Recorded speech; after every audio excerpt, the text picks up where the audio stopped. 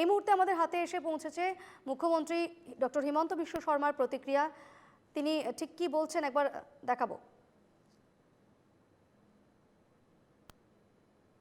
পবিত্ৰ মাৰ্ঘেৰিটা ডাঙৰীয়া তেখেতে মোক জনাইছে যে জুবিন গাৰ্গ ডাঙৰীয়া বা আমাৰ মৰমৰ জুবিন এই সংসাৰত নাই, তেখেতে এই সংসাৰৰ পৰা আঁতৰি গৈছে।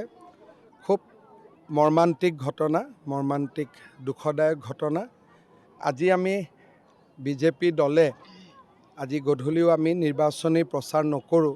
মই এতিয়া খালি গুমাত গৈ মানুহখিনিক নমস্কাৰ কৰি মই গুৱাহাটীলৈ তুৰন্ত উভতি যাম। তেখেতৰ সৎকাৰ বা কি ধৰণে আমি তেখেতক আনো গোটেই কথাবিলাক গুৱাহাটীত গৈ আমি আলোচনা কৰিম।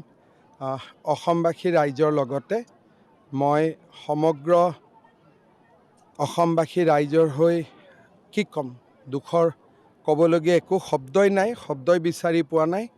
এটা মৰ্মান্তিক ঘটনা, জাতিৰ অপূৰণীয় ক্ষতি, জাতিৰ এটা অমূল্য সম্পদ আমি হেৰুৱাই পেলালোঁ। জাতির এক অমূল্য সম্পদ আমরা হারালাম। আমাদের সঙ্গে এই মুহূর্তে টেলিফোনে রয়েছেন সঙ্গীত শিল্পী প্রলয় রায়। দাদা, জুবিন গার্গ আর আমাদের মাঝে নেই এবং স্বাভাবিকভাবেই এক অপূরণীয় ক্ষতি বলা চলে সঙ্গীত জগতে, যিনি অনেকের অনুপ্রেরণা ছিলেন, আজ আমরা তাকে হারালাম। কি বলবেন এই মুহূর্তে?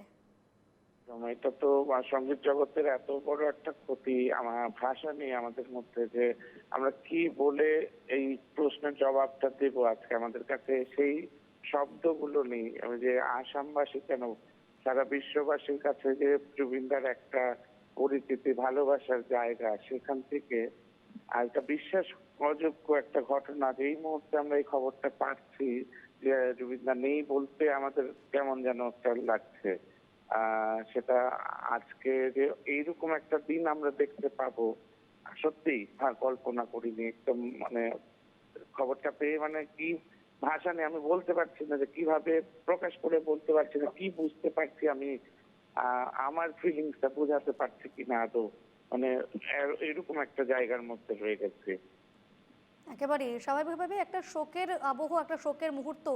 দাদা, এই সময়টায় যেখানে আমরা মানে এক ধরনের এক অপূরণীয় ক্ষতি হলো সঙ্গীত জগতে, নক্ষত্র পতন বলা চলে, আমরা জুবিন গার্গের মতন হার্টথ্রব একজন শিল্পীকে হারালাম।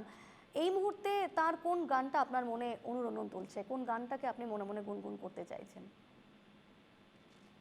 সেই একই বিখ্যাত গান আমার এই মুহূর্তে মনে পড়ছে, কিন্তু গায়িকার মতো তেমন সে মুক্তি মুক্তি গানটা শুনলেই যেন চোখের সামনে ভেসে উঠছে যে জুবিন দাস মুক্তি। আদৌ কি এটাই ছিল?